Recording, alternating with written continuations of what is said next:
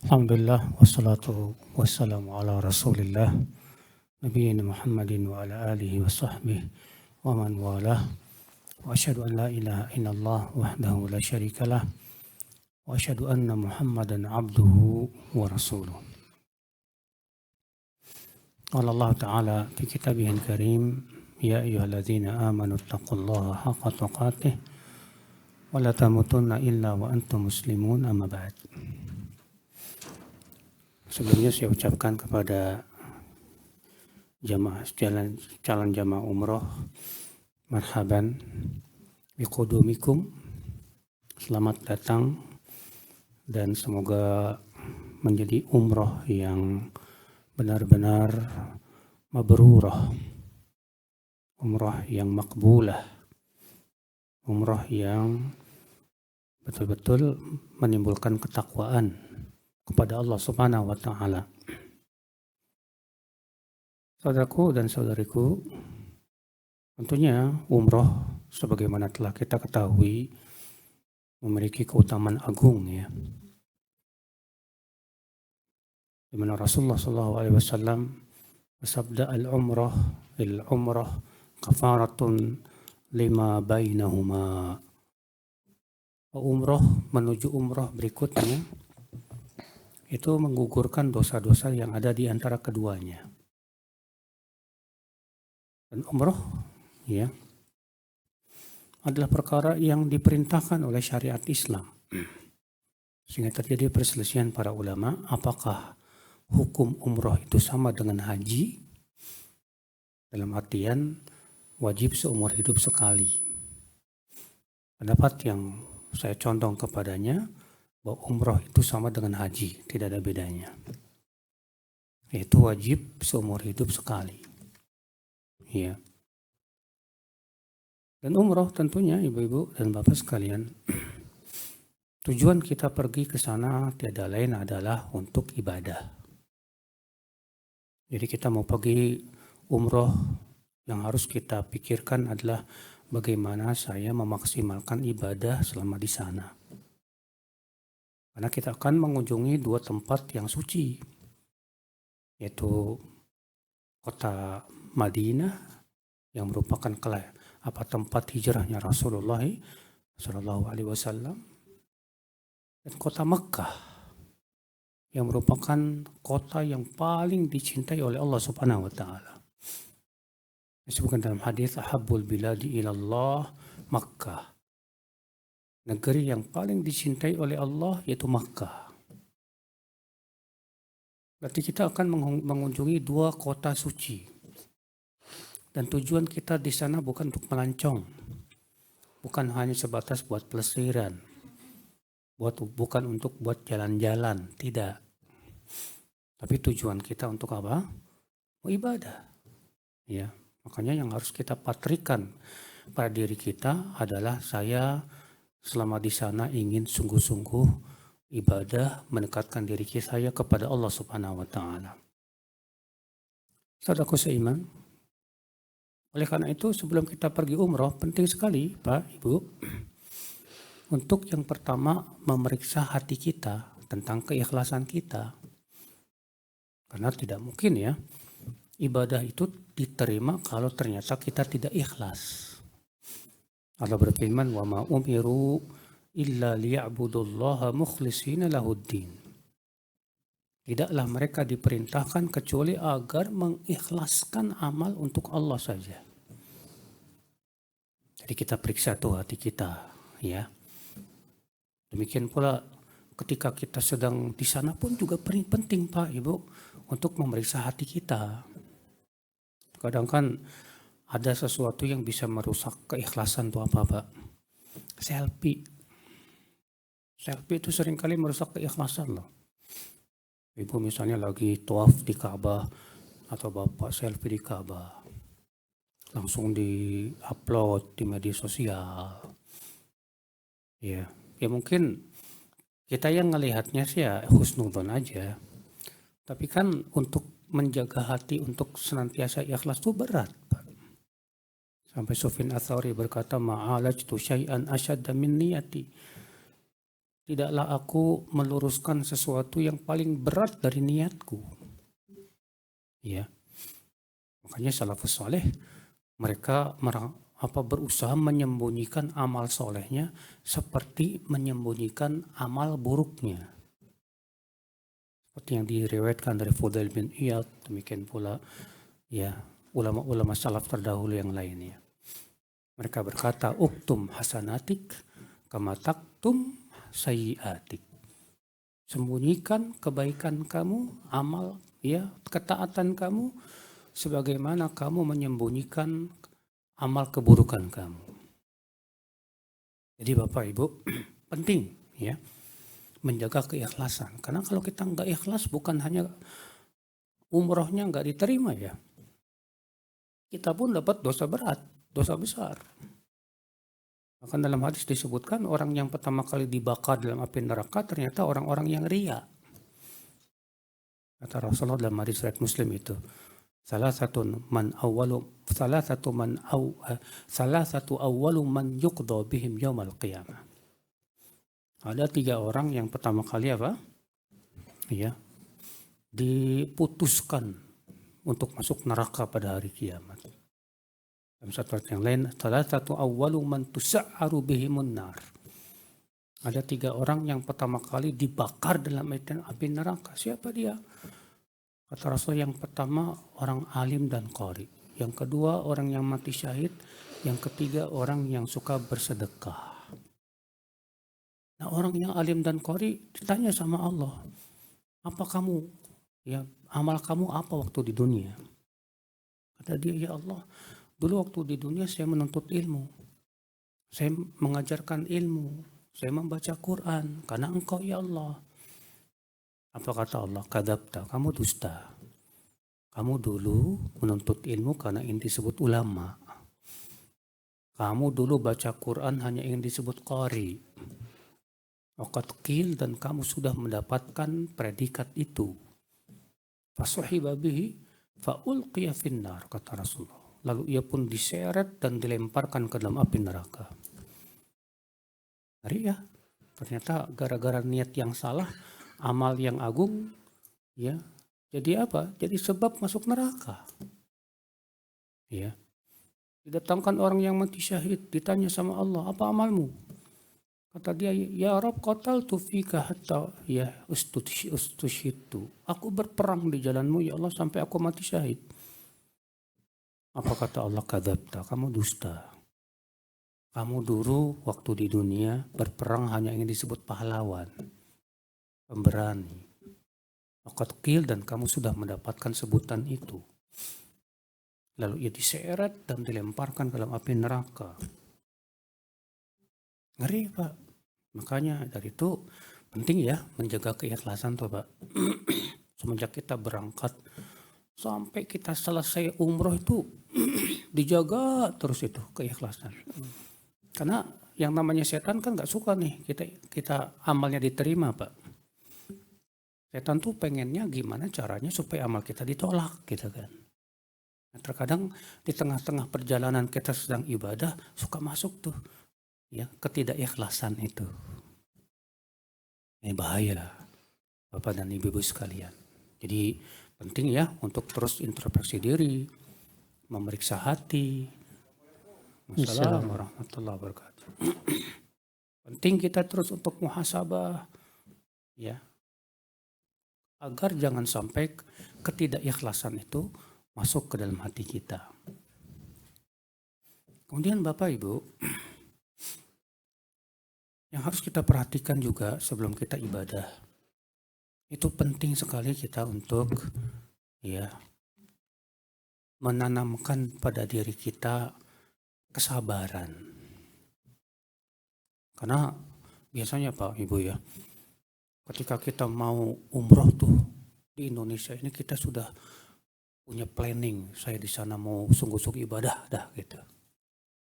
Selama di sana saya mau ingin banyak fokus baca Quran atau apapun ya. Pas sampai di sana ternyata kita dihadapan kenyataan berat Pak. Pertama misalnya situasi yang sangat ramai, sehingga berdesak-desakan. Oh itu kalau nggak sabar-sabar banget kita Pak.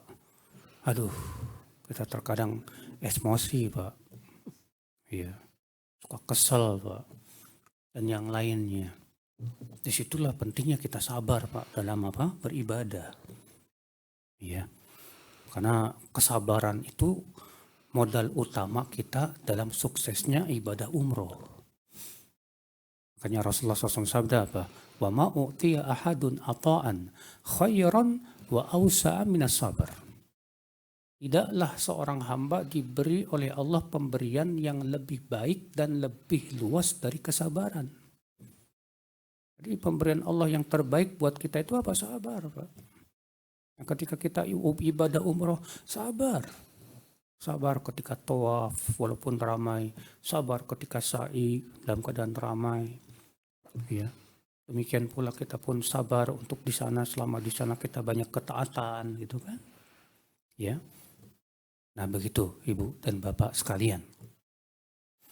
Jadi penting Pak punya sifat sabar ketika kita melaksanakan ibadah selama di sana. Ya. Bapak dan Ibu sekalian. Kemudian tentunya apa yang kita persiapkan menuju umroh. Yang penting kita persiapkan yang pertama itu kesehatan. Kesehatan badan itu penting Pak. Ya. Jangan sampai sono sakit-sakitan. Akhirnya nggak bisa umroh. Wah ini ya ada juga jamaah seperti itu soalnya Pak. Ya ketika di Indonesia sehat, alhamdulillah pas di sono sakit-sakitan. Jadi dia ya kecewa banget ya Allah katanya. Selama di sana saya nggak bisa ibadah karena sakit. Nah di sini penting Pak menjaga kesehatan. Selama di sana juga penting Pak menjaga kesehatan. Ya. Jangan lupa untuk Bapak selama di sana itu untuk konsumsi nutrisi makanan yang bergizi jangan lupa tuh. Ya, yang namanya kalau mungkin Bapak Ibu lagi ada program diet tinggalin dulu deh Pak. Selama di sana jangan diet dulu. Kenapa? Berat Pak, capek. Sedangkan badan kita butuh nutrisi. Butuh nutrisi ketika safar. Orang safar saja diizinkan untuk tidak puasa Ramadan ya kan? Kenapa kata para ulama? Karena ketika safar itu kita berat. Kata Rasulullah, as-safar qit'atun minal adab. Safar itu bagian dari adab. Kata para ulama, kenapa disebut adab? Karena lelah sekali. Dan badan kita butuh nutrisi banyak. Iya.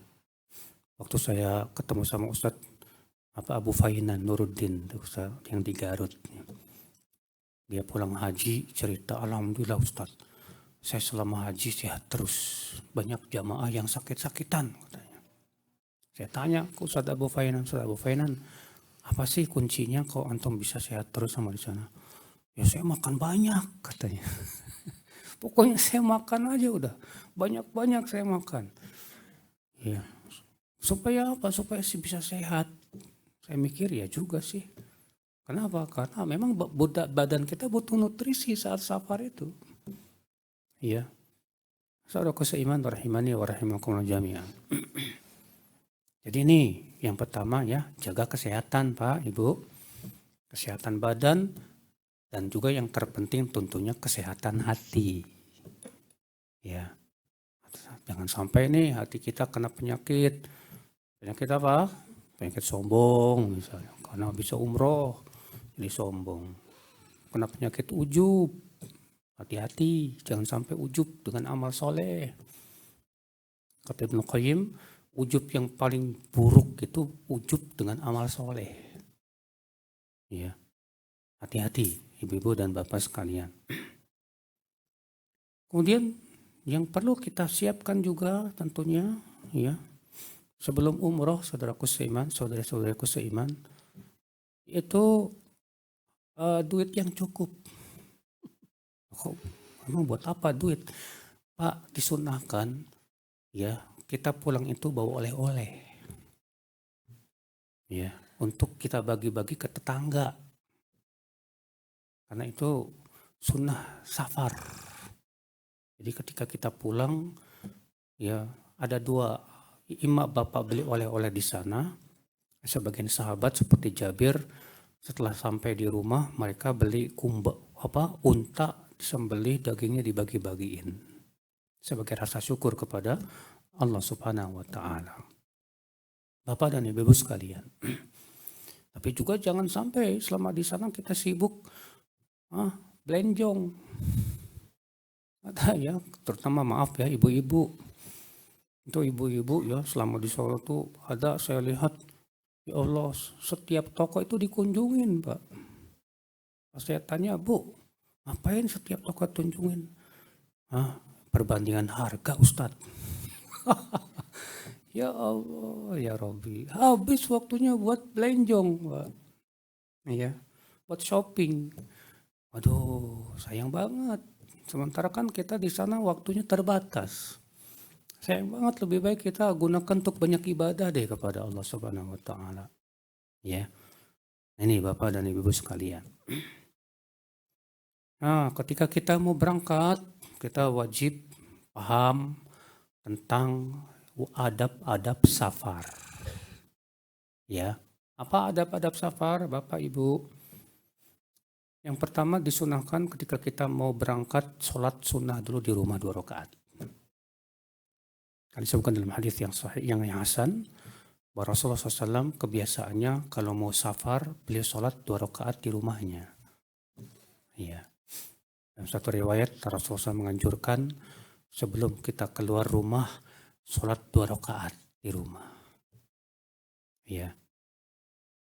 Kemudian setelah sholat 2 rakaat, jangan lupa untuk membaca doa keluar rumah. Apa doa keluar rumah, Pak, Ibu? Bismillah, tawakkaltu 'ala Allah, la haula wala quwata illa billah. Apa keutamaannya? Besar, Pak. Kata Rasulullah, man kharaja min baitihi, siapa yang keluar dari rumahnya lalu mengucapkan bismillah tawakkaltu 'ala Allah, la haula wala quwata illa billah, maka akan dikatakan kepadanya hudita wa wuqita wa kufita. Kamu diberi hidayah, kamu dilindungi dan kamu dicukupkan. Subhanallah. Ya. Dan setan pun minggir. Dan setan berkata kepada teman-temannya, bagaimana kamu bisa menggoda orang yang dikatakan kepadanya, kamu dapat hidayah, kamu dilindungi, kamu dicukupkan. Masya Allah. Makanya jangan lupa itu, Pak. Ya. Kemudian jangan lupa juga baca doa naik kendaraan. Ya Pak ya, Ibu, diabalin tuh. Ya, Bapak ketika naik kendaraan, baik itu mobil atau pesawat, disunahkan ketika kita masuk, kita ucapkan bismillah. Ketika kita telah duduk di atas pesawat, kita ucapkan alhamdulillah. Subhanalladzi sakhkhara lana hadza wa ma kunna lahu muqrinin wa inna ila rabbina lamunqalibun. Ya, kemudian kita ucapkan apa? Allahu akbar, Allahu akbar, Allahu akbar. Alhamdulillah, alhamdulillah, alhamdulillah. Subhanaka rabbi zalamtu nafsi faghfirli fa innahu la yaghfiru dzunuba illa ant. Ya. Dan disunahkan ketawa. Setelah itu, kalau ditanya sama teman, kamu kok ngapain ketawa sendiri? Bilang sunnah Rasul. Ya. Kemudian jangan lupa juga Pak, Ibu, membaca doa safar. Doa apa? Doa safar. Ya, ketika di atas pesawat nih, kita ucapkan Allahumma inni as'aluka fi safarina hadha al-birra wat taqwa wa minal amal ma tarda. Allahumma hawwin alaina safarana hadha wa tuwi anna bu'dah. Allahumma antas sahibu fis safar wal khalifatu fil ahl. Allahumma inna na'udzu bika min wa'tha'is safar wa ka'abatil manzar wa su'il munqalabi fil mali wal ahl. Masya Allah. Allahumma inni as'aluka ya Allah, aku mohon kepada Engkau fi safarina hadza, dalam safar kami ini, albirra wat taqwa, kebaikan dan ketakwaan. Masya Allah. Ternyata kita minta kepada Allah kebaikan dan ketakwaan saat safar. Wa minal amal ma tarda. Dan aku mohon kepada engkau amal yang engkau ridai saat safar. Allahumma inna ya Allahumma hawwin alaina safarana hadza watwi anna wa'bu'da. Ya Allah, ringankan safar kami ini dan lipatkan jauhnya untuk kami. Allahumma inna na'udzubika min wa'tha'is safar. Ya Allah, kami berlindung kepada engkau dari kejelekan safar. Wa ka'abatil manzar, dan pemandangan yang menyedihkan. Wa su'il munqalabi, dan tempat kembali yang buruk. Fil mali wal ahl, dalam harta dan keluarga. Masya Allah. Udah hafal belum, Bu? Pak? Ya paling ya. Ini doa-doa Nabi ya. Penting banget ya untuk kebaikan dari kita, soalnya Pak, Ibu. Ya. Saudara-saudaraku sekalian. Kemudian ketika kita safar, Ibu, sangat ditekankan, bahkan sebagian ulama mengatakan wajib, sholatnya dikosor. Apa itu kosor? Kosor itu yang tadinya 4 rakaat jadi 2 rakaat.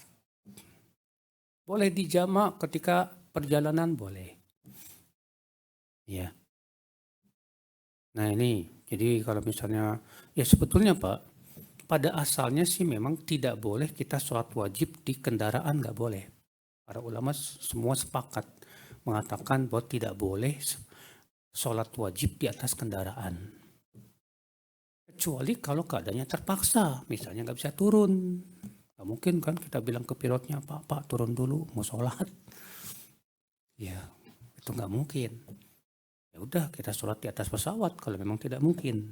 Selama masih mungkin, wajib sholat di mana? Di darat. Kalau misalnya berangkatnya jam berapa? Jam berapa rencana berangkat pesawat? Jam 18.35 Ustaz. 18.35. 18.35. Iya, jam 6:30 berarti ya. 6:30 ya? Iya, 6:30 Ustaz. 6:30. Berarti sampai sana kira-kira jam berapa itu? Sampai Doha jam 11 waktu sana. Jam 11 malam. Siang. Oh, malam Ustaz. Iya, nggak mungkin siang. Oh iya, malam. Jam 11 malam. Nah, 11 malam ini sudah mendekati habis waktu Isya. Jadi ya sholatnya di mana? Di pesawat. Ya, karena waktu Isya itu hanya sampai pertengahan malam. Ya. Apalagi sekarang tuh Saudi musim dingin ya. Musim dingin biasanya waktu malamnya lebih lama itu. Maghribnya jam 5:30. Sekitar jam 5:30 ya. Jam berapa saya lupa. Jam 6 Ustaz. Di sana subuh jam 6, kalau maghrib jam 6:30. 6:30? Iya. Sekitar itu ya. Bapak dan Ibu sekalian. Berarti habis waktu Isya 11:30. Ya, sangat mepet. Nah, berarti kita sholatnya di mana? Di pesawat. Selama masih bisa berdiri di pesawat, wajib berdiri. Ya. Tapi insya Allah sih ya, kalau berangkat jam 18.30 bisa sholat dulu tuh di bandara tuh. Bisa nggak? Mepet. Biasanya sudah masuk pesawat, 1 jam Sudah sebelum. masuk pesawat. Sudah masuk sulit pesawat. Ya. Kalau memang sulit, susah. Berarti kalau memang bisa di pesawat, ya pas di atas udah terbang gitu ya. Selama masih bisa berdiri, wajib berdiri. Tapi kalau tidak mungkin bisa berdiri, ya sudah duduk. Rencana pesawat apa? Qatar. Nah. Kalau Qatar, tahu saya nggak ada musola ya. Nggak ada. Ya. Yang ada cuma Saudi ya. Iya. Bapak dan Ibu sekalian. Oke, ya. Jadi dianjurkan kita untuk mengqashar sholat dan menjamak. Nah, kemudian kita ya sesampainya kemana? Ke Madinah dulu apa langsung Mekah? Ke Madinah dulu Ustaz. Ke Madinah dulu. Alhamdulillah. Berarti ibu-ibu dan bapak sekalian, setelah kita sampai di Madinah, yang harus kita pahami pertama, bahwa kota Madinah adalah kota suci. Sama halnya dengan kota Makkah. Ya. Sebutkan dalam hadis, Innallaha harrama Makkah. Ustaz terkirim, Inna Ibrahim harrama Makkah. Wa inni haramtu at-tayyibah. Ibrahim mengharamkan Makkah. Dan aku mengharamkan kota Madinah. Kenapa? Apa adab kita selama di kota Madinah, Bapak Ibu? Ya. Pertama, hati-hati tidak boleh memotong pohon, mencabut tanaman. Selama di kota Madinah tidak diperkenankan, dilarang. Walaupun itu cuma duri, tidak boleh dipotong. Yang kedua, tidak boleh mengusir burung atau binatang yang ada di sana. Ya, nggak boleh. Dilarang oleh Rasulullah Shallallahu Alaihi Wasallam. Kemudian yang ketiga, ibu-ibu dan bapak sekalian, dianjurkan di kota Madinah itu, ya, ada beberapa hal. Yang pertama, yaitu ziarah kuburan Rasulullah Shallallahu Alaihi Wasallam. Ya, bagaimana caranya kita datang ke kuburan Rasulullah tanpa harus berhenti sebetulnya? Karena biasanya sama askar nggak boleh diberhenti, Pak, karena bikin macet. Ya. Nah, ketika kita lewat, kita ucapkan apa? Assalamu ala Rasulillah, Assalamu ala Abu Bakar, Assalamu ala Umar. Cukup kita ucapkan begitu saja. Iya. Ditambah dengan yang lainnya boleh. Kemudian yang kedua, kalau kita mau ke Raudhah silahkan, tapi tidak wajib. Ya, jadi ke Raudhah itu bukan perkara yang wajib, boleh saja silahkan. Ya, apa sih keistimewaannya Raudhah, Pak? Rasul bersabda, antara rumah Aisyah dengan Raudhah itu ada, dengan mimbarku itu ada taman dari taman-taman surga. Nah, taman bahasa Arabnya Raudhah. Jadi antara rumah Aisyah dengan mimbar Rasulullah SAW itu ada taman surga itu. Masya Allah. Iya. Namun tidak ada amalan khusus selama di sana. Kalau mau sholat 2 rakaat silahkan. Iya. Yang jelas Pak, pahala sholat di Raudhah dan di tempat lain di Masjid Nabawi tidak ada bedanya. Kenapa? Karena Rasulullah SAW memutlakkan sholat di masjidku ini, ya, melebihi sholat di masjid yang lain 1000 kali lipat. Itu Rasulullah SAW memutlakkan.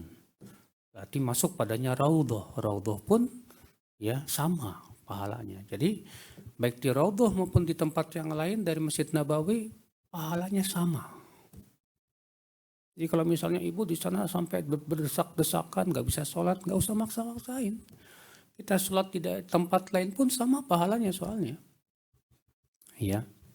Cuma kan sebagian jemaah haji, jemaah umroh punya keyakinan gini, kalau nggak ke Raudhah belum ke Madinah katanya. Ini tentu persepsi yang tidak benar. Ya, karena ke Raudhah itu bukan sesuatu yang wajib. Ya. Jadi ibu-ibu dan bapak sekalian. Kemudian dianjurkan di kota Madinah untuk kita menuntut ilmu di Masjid Nabawi.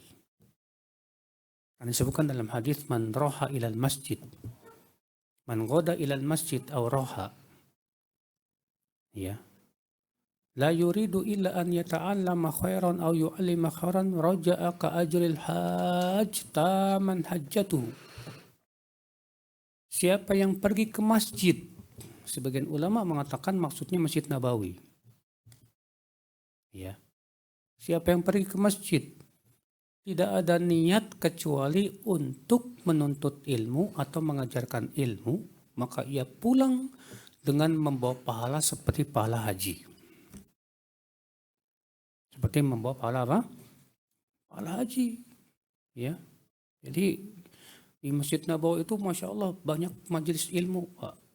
Tapi rata-rata pakai bahasa Arab. Nah, tapi alhamdulillah ada yang pakai bahasa Indonesia tuh, Ustadz Ariful Bahri di pintu nomor berapa? 19. 19, Pak. Catat ya, pintu 19. Ya. Karena keutamaan menuntut ilmu di Masjid Nabawi itu besar pahalanya, Pak. Ya, besar pahalanya. Kemudian di antara amal yang ada di kota Madinah apalagi sholat di Masjid Quba. Karena disebutkan dalam hadis bahwa sholat di Masjid Quba itu pahalanya sama dengan umroh. Ya, sholat di Masjid Quba itu pahalanya sama dengan apa? Umroh. Tapi itu sunnah saja. Kemudian kita juga dianjurkan untuk ziarah syuhada Uhud. Syuhada Uhud, mereka-mereka yang mati di perang Uhud. Tapi ini tidak wajib ya, boleh-boleh saja. Untuk kita doakan, bukan mau tabarukan, bukan. Jadi di sana itu kita doakan mereka dengan doa kita ketika kita berziarah kubur ya. Assalamualaikum ahla diyar minal muslimin wal mu'minin wa inna insyaallah bikum lahiqun nasallallahu lana wa lakumul afiyah. Ya. Setelah itu pulang. Nggak ada ritual tersendiri selama di syuhada Uhud. Ya. Tapi biasanya Pak, Ibu, sama sopirnya pasti suka dibawa ke kebun kurma tuh. Sebetulnya nggak ada sunahnya, karena memang perjanjian antara pemilik kebun kurma sama sopir. Kalau sopirnya nggak bawa, diancam tuh, bakalan dicopot. Ya, makanya itu sebuah ritual yang wajib buat para sopir di sana itu, karena mereka juga dapat fee, ya di sana. Ya, baik Bapak dan Ibu sekalian. Jadi ingat, selama kita di kota Madinah, tadi amalan-amalan solehnya. Sholat berjamaah di Masjid Nabawi pahalanya besar, 1000 kali lipat dibandingkan dengan masjid-masjid yang lain. Ya, jadi maksimalkan banyak ibadah selama di Masjid Nabawi, selama di kota Madinah. Kemudian Bapak dan Ibu sekalian, ketika kita mau berangkat umroh, yang harus kita lakukan bagaimana? Yang pertama, disunahkan mandi sebelum memakai pakaian ihram. Sunahnya sih mandinya itu di mana? Mandinya itu di Bi'ir Ali, di Muzdalifah lagi, Dzulhulaifah. Ya. Karena demikian Rasulullah SAW melakukan, demikian pula para sahabat melakukan.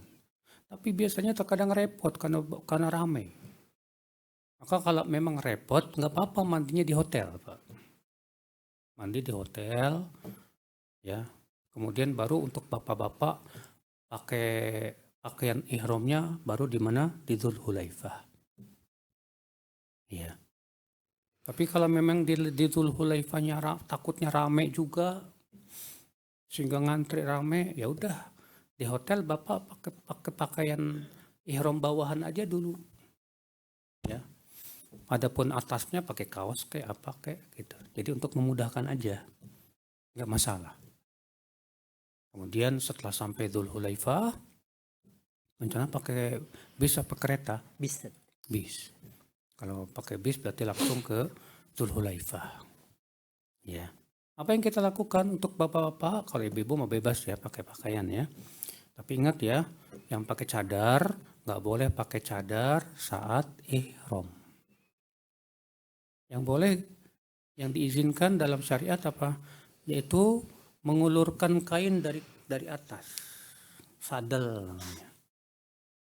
Ya, mengulurkan kain dari atas itu diperbolehkan sehingga menutup wajah. Ya, itu bagi yang ibu-ibu pakai cadar. Ya. Jadi Rasulullah SAW bersabda wala tantaqibul muhrimah wala talbisul qaffazain. Tidak boleh wanita yang sedang ihram memakai niqab, itu cadar. Dan tidak boleh memakai sarung tangan ya ketika sedang ihram. Bapak kemudian Pak, apa yang kita lakukan ibu-ibu dan bapak sekalian di Dzulhulaifah itu sholat di Masjid Mikot. Masjid Mikot itu adanya di mana, Pak? Masjid Mikot itu adanya di lembah yang barokah. Namanya Lembah Akik. Lembah apa? Lembah Akik. Ya. Atau kadang ada batu dinisbatkan ke lembah itu namanya batu Akik. Katanya ini batunya barokah. Nggak benar, Pak. Ya. Lembah ini disebut dengan Wadi Akik.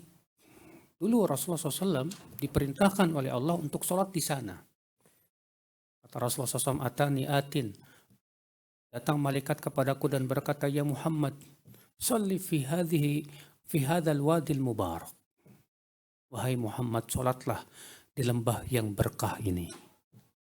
Itu Wadi Akik. Nah, Bapak sholatlah di situ, Pak. Ibu, 2 rakaat saja cukup. Ya. Setelah selesai sholat, bisa kita langsung memulai niat. Ya, kita ucapkan labbaik umroh atau labbaik Allahumma umroh. Hafal kan?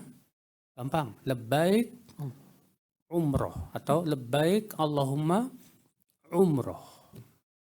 Nah, kalau kita sudah mengucapkan labbaik Allahumma umroh, Pak, berarti kita sudah masuk ihram. Kalau sudah masuk ihram, berlaku padanya larangan-larangan ihram. Ya. Apa larangan-larangan ihram itu, Bapak Ibu? Ya. Larangan ihram yang pertama, tidak boleh pakai minyak wangi atau sesuatu yang sifatnya wangi, nggak boleh. Pakai sabun yang wangi, ya, spray yang wangi, ya. Kalau pakai minyak wanginya sebelum ihram dan itu hanya boleh di badan, nggak apa-apa, bukan di pakaian. Karena disebutkan dalam hadis Rasulullah SAW ketika mau ihram, Aisyah memberikan kepada Rasulullah minyak wangi di rambutnya, di lehernya, di ketiaknya, di badannya, supaya wangi. Ya, itu boleh, nggak apa-apa buat laki-laki ya. Tapi di badan bukan di kain. Ya. Kemudian Bapak Ibu, apalagi yang keharaman umroh ihram itu memakai pakaian berjahit, nggak boleh. Ya. Demikian pula tidak boleh menutup kepala, nggak boleh. Selama kita ihram tuh nggak boleh menutup kepala, dilarang oleh Rasulullah SAW. Nggak boleh pakai topi kayak gini misalnya, ya nggak boleh. Kecuali memang perempuan. Kalau perempuan memang wajib untuk menutup ya, kepalanya, ya. Demikian pula tidak boleh menggunting rambutnya, demikian pula kukunya. Kalau ada kulit yang terkelupas nggak boleh dicabut, dibiarin aja. Ya, itu dilarang. Selama sedang ihram. Kemudian juga tidak boleh bersetubuh. Demikian pula semua yang berhubungan dengan bersetubuh, bercumbu dan yang lainnya. Nggak boleh berburu. Insya Allah sana sih nggak bakal berburu, Pak. Ya, kalau zaman Rasulullah memang betul. Karena para sahabat biasa berburu ya. Di sana kita akan melewati padang pasir dengan bis kita. Ya. Ibu bapak melihat selama di perjalanan untuk padang pasir, Masya Allah. Tapi kalau game musim dingin gini ya biasanya sih hijau, Pak. Padang pasirnya pada hijau gitu. Masya Allah. Tapi kalau pada musim panas, kering kerontang semuanya. Iya. Ya selama kita berjalan tuh kita ingat aja bagaimana hijrahnya Rasulullah SAW. Bagaimana beratnya mereka berhijrah. Ya. Kehidupan di zaman Rasulullah SAW tuh nggak ada mobil, nggak ada Toyota, Mitsubishi. Adanya apa? Unta. Ya. Masya Allah. Ibu-ibu dan bapak sekalian. Kemudian ketika kita mau masuk kota Mekah, sunnahnya sih mandi, tapi nggak mungkin. Ya, sunnahnya sih mandi. Karena Rasulullah SAW dulu sebelum masuk kota Mekah singgah dulu di sebuah tempat namanya Dzutuwa. Kemudian mandi di sana dan bermalam. Tapi yang seperti ini sulit, ya, hampir tidak ada yang melakukannya. Sunnah ini bisa dikatakan bisa hilang, ya. Kemudian ibu-ibu,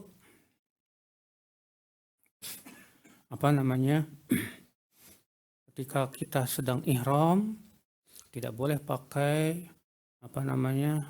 celak, ya.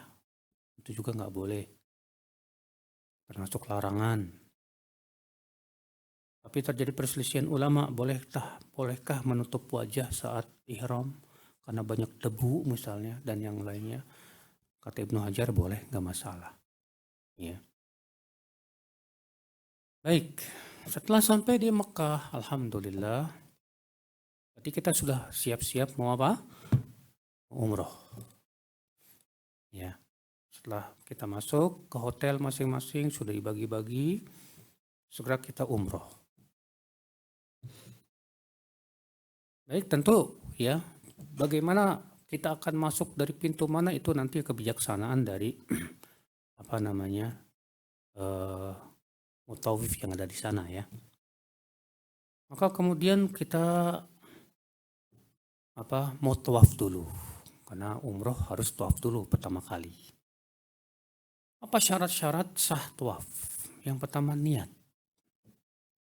Syarat sah tawaf yang pertama niat. Yang kedua menutup aurat. Dan disyariatkan ketika tawaf kudum itu buat laki-laki untuk melakukan ittiba. Apa sih ittiba, Pak? Itu kain umrohnya, ya, di sebelah. Jadi pundak sebelah kanannya itu harus terlihat gitu loh. Jadi kain umrohnya itu dari bawah ketiak dikesanaan. Ya, nanti dipraktekan. Tiba.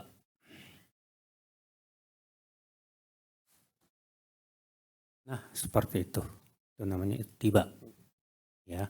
Tapi ingat ya, ini khusus ketika tawaf aja. Tiba. Untuk khusus laki-laki aja. Perempuan nggak boleh. Ya. Kemudian terjadi perselisihan para ulama tentang hukum berwudu sebelum tawaf. Jumhur mengatakan wajib. Bahkan termasuk syarat sah tawaf. Sementara Abu Hanifah mengatakan tidak wajib, hukumnya sunnah saja. Namun ya, selama kita mampu untuk bisa di atas wudu, sebaiknya kita wudu, Pak. Ya. Ya. Kemudian syarat sah tawaf berikutnya yaitu harus 7 putaran. Kalau Bapak ragu nih, saya udah 6 apa 7 ya. Maka ambil yang yakin, buang yang ragu. Yang yakin berapa? 6. Yang ragu 7. Ya udah tambah lagi. Tapi nggak ada sujud sahwi. Ya. Ini. Kemudian syarat berikutnya wajib mulai tawaf itu dari Hajar Aswad. Jangan sampai lupa ya. Karena ada 2 rukun Yamani. Rukun Yamani itu ada 2. Ada yang pertama rukun Yamani, sebelah sananya Hajar Aswad. Biasanya kalau Hajar Aswad, Bapak lihat ke atas itu ada warna hijau, lampu tuh, Pak. Iya. Itu Hajar Aswad. Kemudian tidak boleh ketika tawaf itu masuk ke dalam Hijr Ismail. Karena Hijr Ismail itu masuk bagian Ka'bah. Sedangkan tawaf harus di luar Ka'bah. Ya. Dan disunahkan tawaf itu berjalan, Pak. Tapi kalau bisa, Pak, sunahnya 3 keliling yang pertama itu buat laki-laki disunahkan untuk berlari-lari kecil. Ya. Baru 4 keliling terakhir berjalan biasa. Tapi kalau memang keadaannya sulit karena misalnya sangat ramai, ya sudah, itu hanya sunnah saja. Ya. Ketika kita mulai, kita akan berangkat dulu ke Hajar Aswad. Sunahkan mencium Hajar Aswad. Kalau tidak bisa, maka pegang dengan tangan kita. Kalau tidak bisa, pakai tongkat, lalu dicium ujungnya. Tidak bisa juga, ya sudah cukup kita melambaikan tangan. Ya. Apa yang kita ucapkan ketika lambaikan tangan, kita ucapkan Allahu Akbar. Mulailah kita tawaf. Nah, ketika tawaf itu Pak, amalan yang paling utama apa? Banyak zikir. Banyak apa? Zikir. Subhanallah, alhamdulillah, la ilaha illallah, Allahu Akbar. Subhanallah, alhamdulillah, la ilaha illallah, Allahu Akbar. Ya, dan tidak perlu tidak perlu dituntun, dipandu, karena kan banyak itu ya, penuntun, subhanallah, subhanallah, alhamdulillah, alhamdulillah, Allahumma, Allahumma. Semua itu enggak disyariatkan. Masing-masing berzikir, subhanallah, alhamdulillah, la ilaha illallah, Allahu Akbar. Ya. Ini ibu dan bapak sekalian. Kemudian ketika ibu telah mulai ya dari Hajar Aswad berkeliling, kemudian sampai ke rukun Yamani yang pertama itu, ya sunnahnya sih dipegang. Kalau bisa, kalau nggak bisa ya udah, tidak mengangkat tangan. Nah di antara dua rukun Yamani ini apa yang kita baca? Yaitu doa Rabbana atina fid dunya hasanah wa fil akhirati hasanah wa qina adzabannar. Itu doa ya di antara dua rukun. Ya, Bapak dan Ibu sekalian. Itu doa yang luar biasa, Pak. Karena meminta kepada Allah kebaikan dunia dan akhirat. Ya. Ya. Demikian, Pak. Sampai 7 keliling. Jangan lupa. Ya, 7 keliling. Setelah selesai 7 keliling, apa yang kita lakukan Bapak, Ibu? Yaitu sholat tawaf. Di mana? Di belakang makom Ibrahim. Apa sih makom? Bukan makam, makom. Makom itu tempat berdirinya Nabi Ibrahim saat membangun Ka'bah. Nah, tadinya makom itu nempel ke Ka'bah. Lalu di zaman Umar, makom itu dipundurkan supaya tidak mengganggu orang tawaf. Ya. Ini Bapak dan Ibu sekalian. Kalau misal di belakang makom ramai juga, ya udah kita cari ke belakangnya lagi atau di tempat manapun yang sepi. Sehingga kita tidak terganggu ketika sholat tawaf itu, Pak. Ya. Ya. Jadi ingat, Pak, ketika sedang tawaf itu fokus ibadah aja, jangan pakai selfie-selfiean deh, bener. Kadang ada sebagian teman-teman tuh masih sempat-sempetan selfie-selfiean. Gak usah. Ya, banyak zikir, jaga keikhlasan. Karena menjaga hati itu susah banget, Pak. Ya. Ya. Setelah selesai tawaf, sebetulnya sunnahnya sih, Pak. Setelah selesai tawaf itu apa yang kita lakukan? Ke tempat air Zam-Zam untuk minum di sana. Ya. Demikian Rasulullah SAW lakukan.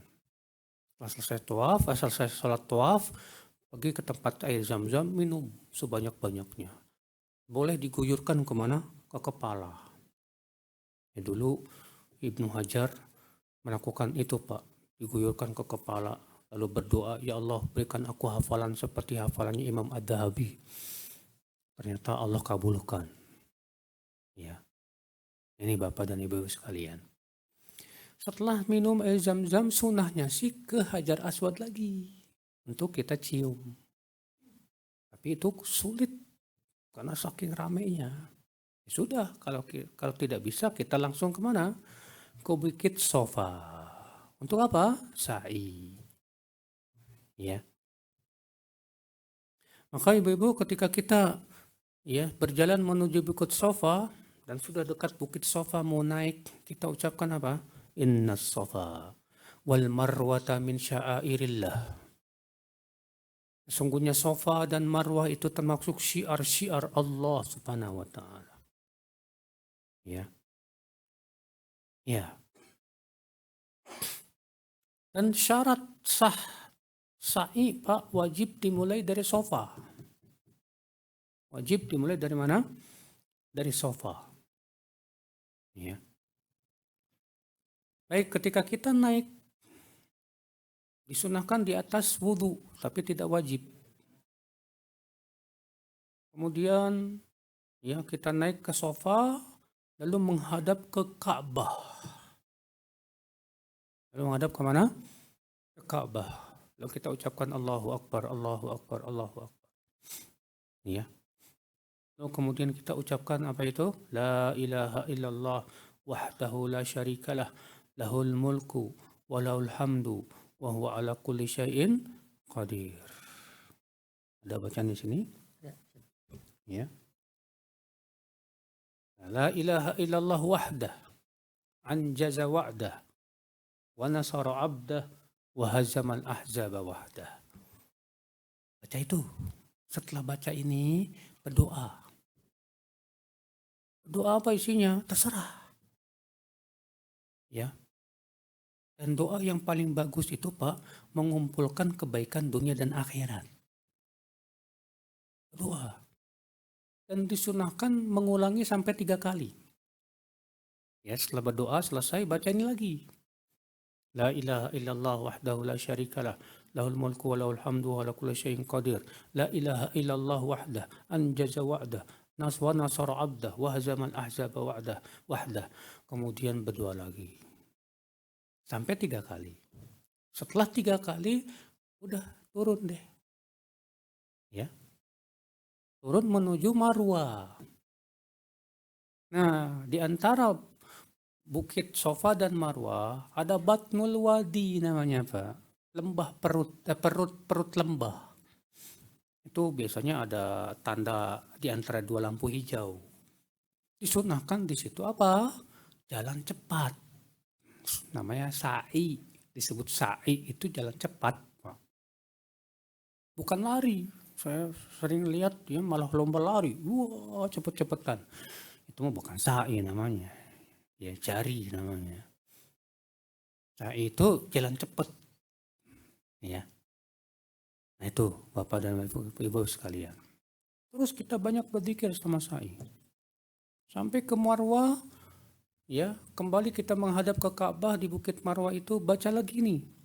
La ilaha illallah wahdahu la syarikalah lahul mulku wa lahul hamdu wa huwa ala kulli syai'in qadir. La ilaha illallah wahdah anjaza wa'dah wa nasara 'abdah wa hazamal ahzaba wahdah. Berdoa. Lakukan itu 3 kali. Setelah selesai turun lagi. Ya, untuk menuju mana? Bukit Sofa. Ya, demikian. Marwah 1, Sofa 2, 3, 4, 5, 6. Ya. Berakhir di mana? Di Marwah. Ya, dulu pertama kali umroh Pak, waktu kuliah. Mungkin karena saking bingungnya ya, berakhirnya di Sofa. Saya bingung, kok berakhir di Sofa? Ternyata kelebihan, jadi 8. Ya, saking pertama umroh tuh sendiri kan ya, kalau pertama umroh kan biasanya ngelihat Ka'bah aja, Masya Allah ya Rabbi. Ngelihat, ya Allah, pokoknya saking senengnya lah gitu ya. Istilahnya bunga lah gitu. Nah ini Bapak dan Ibu sekalian. Di berakhir di mana? Di Marwah. Nah ketika terakhir di Marwah sudah tidak perlu dibaca yang ini lagi. Ya.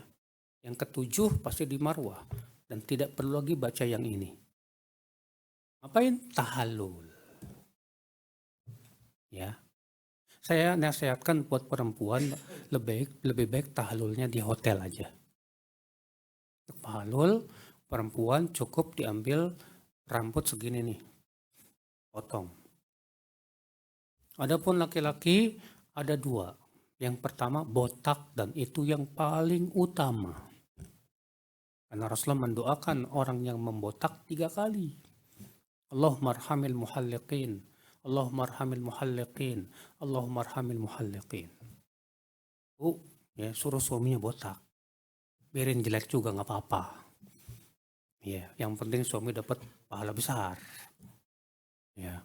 Karena sebagian suami itu nggak mau botak gara-gara istrinya rupanya Pak. Kamu kalau botak jelek tuh nggak katanya. Akhirnya nggak botak gara-gara digituin sama istrinya. Ya istrinya harus mendukung. Mas nggak apa-apa botak juga. Pahalanya besar kok. Ya insya Allah nanti di Indonesia tumbuh lagi kok. Ya itu. Kalau nggak botak boleh. Tapi nggak boleh dicukur sebagian saja, nggak boleh. Sebagian masyarakat Indonesia itu laki-laki kayak perempuan dicukur sebagian aja, nggak sah. Harus semuanya. Kalaupun mau bercukur nggak botak. Ya datangnya ke ini aja kan banyak tuh apa sih namanya tukang cukur itu Pak. Biasanya kalau dibotak ya lebih murah dibandingkan dengan dicukur. Ya makanya Bapak siapin aja kalau mau umroh itu ya pakai sabuk, pakai apa, kayak selipin duit 20 real ke 30 real ya buat persiapan nanti tahallul pergi ke sana ya.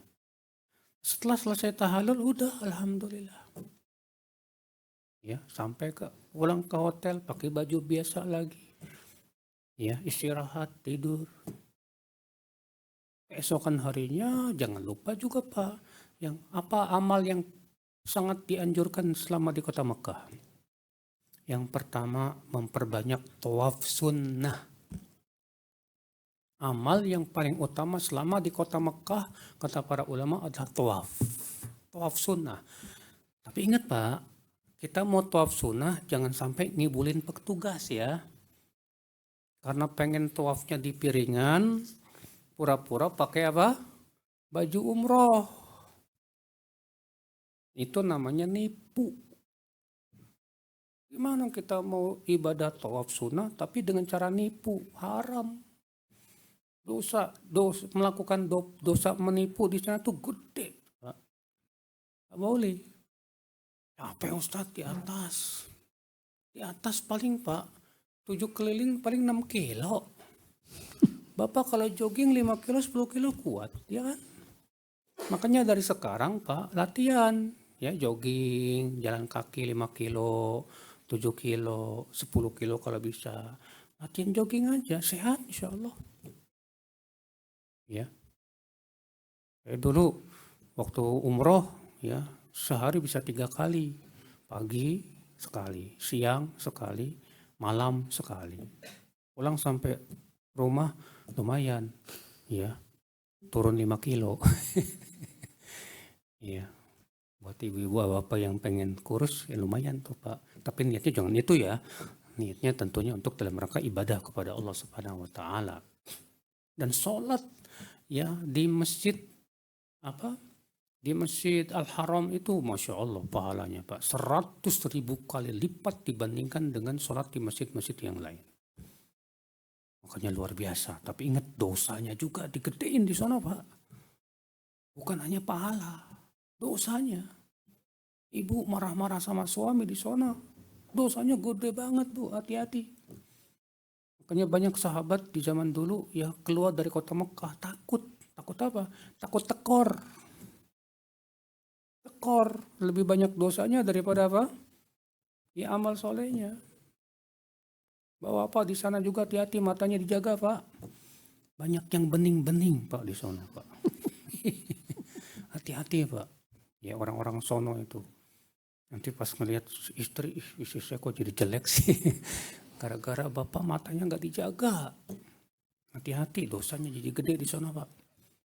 Iya Bapak Ibu. Jadi nih. Ya Alhamdulillah. Jadi selama di sana banyak maksimalkan untuk banyak ibadah kepada Allah. Banyak berdoa kepada Allah. Ya. Kemudian ya setelah kita puas di sana ibadah, tentunya siap-siap mau pulang. Ya. Kepulangan. Yang paling besar pahalanya Pak, setelah umrah tuh langsung pulang. Banyak travel setelah umrah tuh apa yang coba? Hah?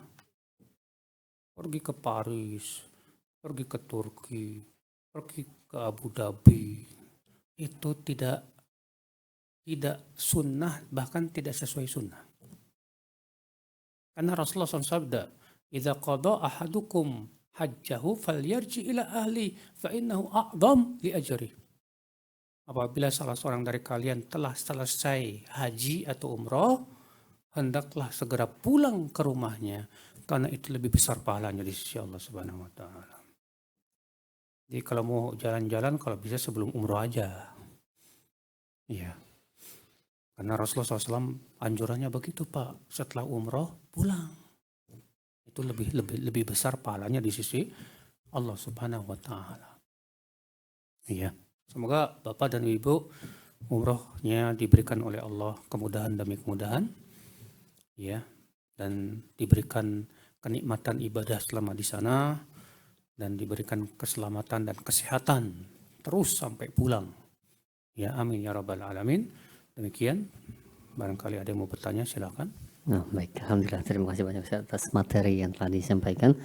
Insya Allah bermanfaat ya Bapak Ibu sekalian, tadi apa yang telah disampaikan oleh Ustaz, dan mudah-mudahan nanti kita bisa mengamalkannya ketika nanti di sana.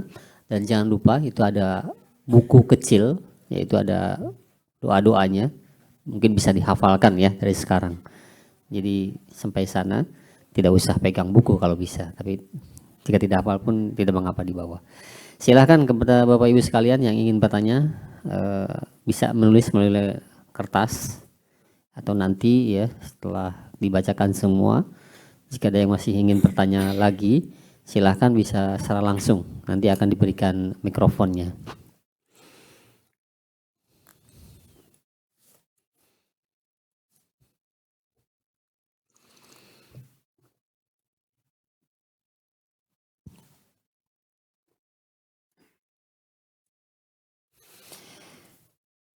Yes. Saat kita tawaf, kita batal wudhu, apakah yang harus kita lakukan agar tetap bersama rombongan? Iya. Kalau saya sih sebetulnya lebih condong pada pendapat Abu Hanifah bahwa wudhu dalam tawaf itu bukan syarat. Kenapa? Karena di zaman Rasulullah waktu haji wada, yang haji bersama Rasulullah itu sampai ratusan ribu orang. Tapi tidak ada satupun riwayat Rasulullah menyuruh mereka berwudhu. Yang ada adalah berupa perbuatan Rasulullah SAW. Dan pastinya ketika tawaf, di antara mereka ada yang batal dan yang lainnya. Iya. Tapi kalau misalnya ibu takut kehilangan rombongan, ya sudah. Ya, ibu sambil jalan bisa berwudhu, apa bapak pakai kispray, bawa kispray. Ya. Set agak banyak ya. Sambil jalan nggak apa-apa. Nanti untuk wajahnya set. Udah sekali aja nggak apa-apa. Dan bilang ke mutawifnya, Pak maaf Pak, saya batal, saya mau dulu sebentar. Tungguin, maksudnya gitu. Ya, ya demikian. Mau dibacakan saja. Mau dibacakan saja, Ustaz. Mau dibacakan. Apa? Dibacakan. Nah, Ustaz, nanti jika sedang tawaf dan kita kecapean, bolehkah kita istirahat? Boleh, nggak apa-apa. Kalau memang kita sedang tawaf, apalagi tawafnya di atas, yang jauh banget gitu. Mau istirahat dulu, capek duduk sebentar, apa-apa. Atau minum dulu sebentar, apa-apa. Tapi kalau di piringan mau istirahat gimana? Rame banget.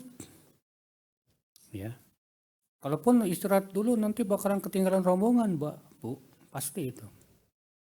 Makanya saya anjurkan dari sekarang persiapan fisik. Ya. Sering pagi-pagi Bapak Ibu jalan kaki aja 5 kilo. Jalan kaki aja. Ya. Maksudnya membiasakan otot kakinya dari sekarang nih Pak, Bu. Ya, biiznillah. Nah. Baik, selanjutnya, Ustaz, saya belum pernah umroh, namun saya pernah membayarkan orang untuk badal umroh ayah saya yang telah meninggal. Bagaimana hukumnya? Karena saat itu saya belum pernah melaksanakan umroh. Maksudnya mengumrohkan orang apa gimana? Ya, merupakan orang tua Ustaz, membayar orang. Oh, membayar orang untuk mengumrohkan orang tua kita. Betul. Ya seperti ini nggak apa-apa. Yang jadi masalah itu kalau kita yang mengumrohkan buat orang tua. Ada syarat untuk mengumrohkan orang tua itu kita sudah umroh duluan. Sebagian dalam hadis bahwa Rasulullah SAW ketika haji, beliau mendengar ada orang berkata begini, labbaik an syubrumah. Kata Rasulullah, man syubrumah? Siapa syubrumah? Kata dia, akhun li au qaribun li, saudaraku atau kerabatku. Ya. Kata Rasulullah, apa? Hajjajta an nafsik? Kamu sudah menghajikan dirimu sendiri? Belum. Hujja an nafsik thumma hujja an syubrumah. Hajikan dirimu dulu, baru kemudian hajikan buat syubrumah. Maka dari itu pendapat yang sahih, bagi mereka yang mau menghajikan atau mengumrohkan orang lain, wajib dia dulu sendiri dulu sudah. Ya, ada demikian.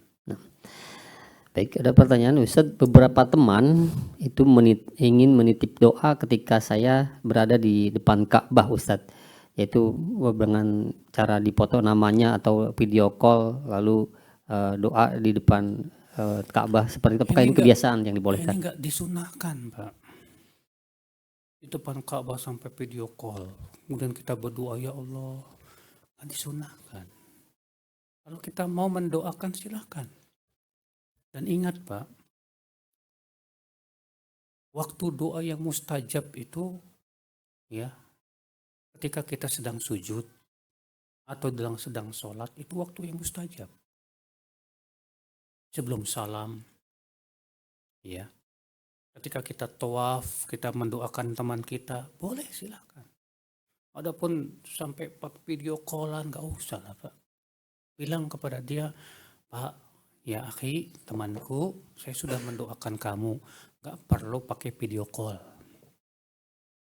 Nanti masalahnya bukan apa-apa, mengganggu orang lain Pak kalau video call gitu. Ya, tidak baik menurut saya seperti itu. Allahu a'lam.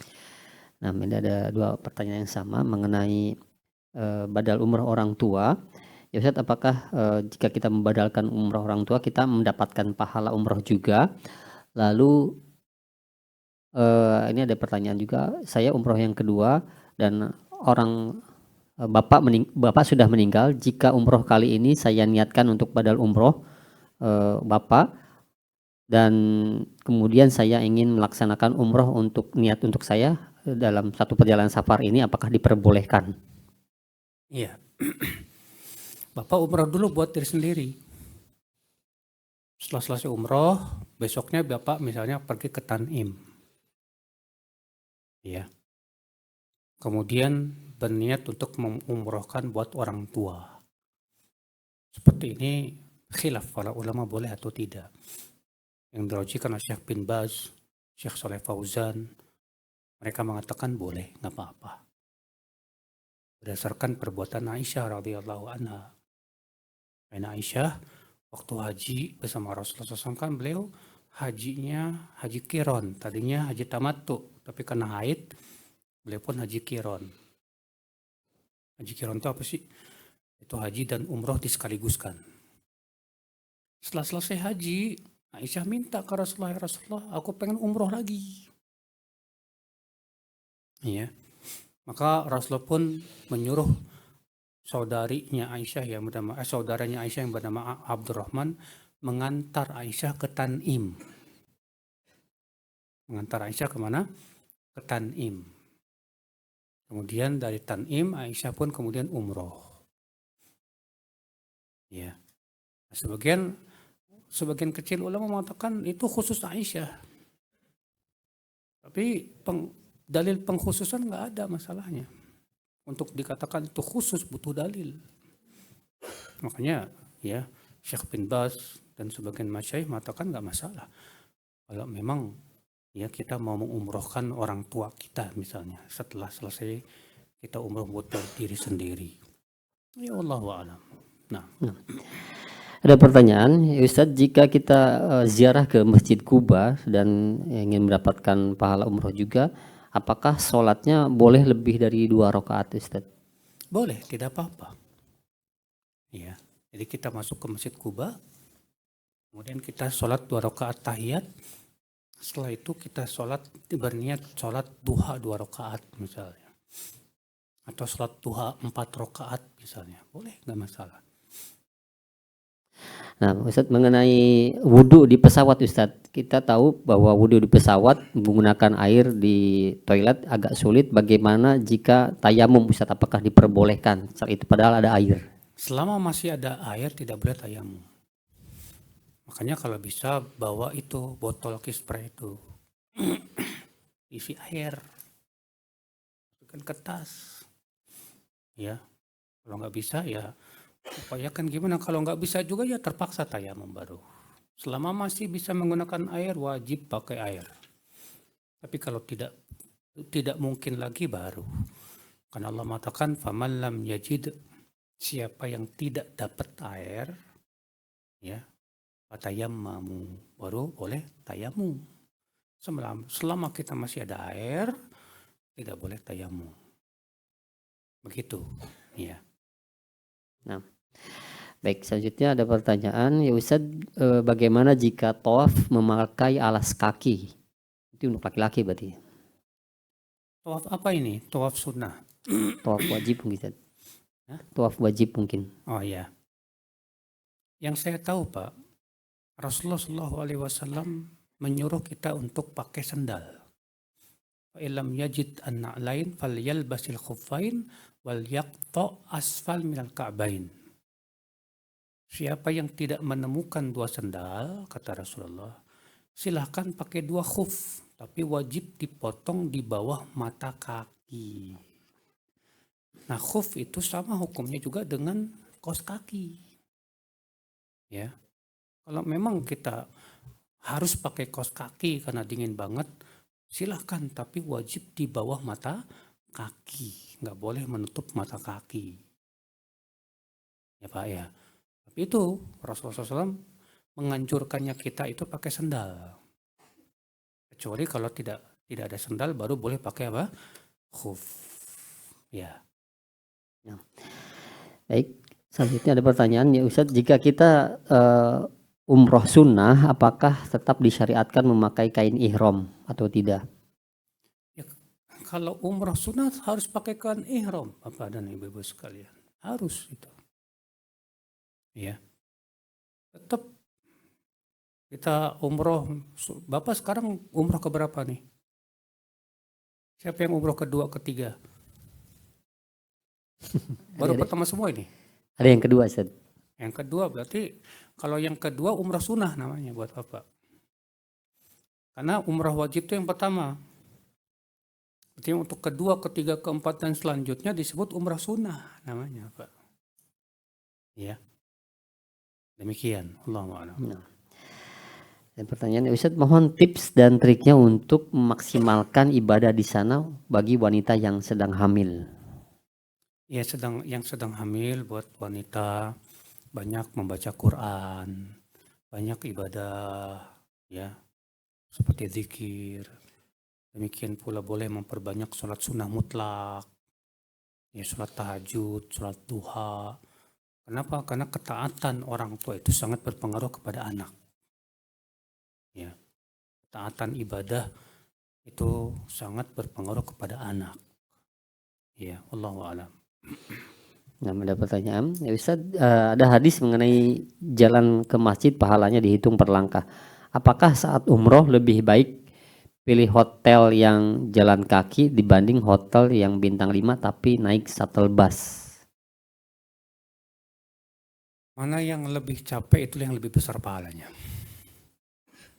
Kata Rasulullah SAW, a'zamukum ajra ab'adukum mamsya. Yang paling besar pahalanya yang paling jauh jalan kakinya. Semakin jauh semakin besar pahalanya. Karena setiap langkah kakinya itu ya mengangkat derajat, menggugurkan satu dosa. Iya. Kalau bintang 5 tapi pakai shuttle. karena jauh misalnya, ya nggak masalah. Tapi bintang kejora, bintang 3 misalnya jalan kaki, ya memang disunahkannya pakai jalan kaki. Yang sangat dianjurkan tuh jalan kaki. Iya.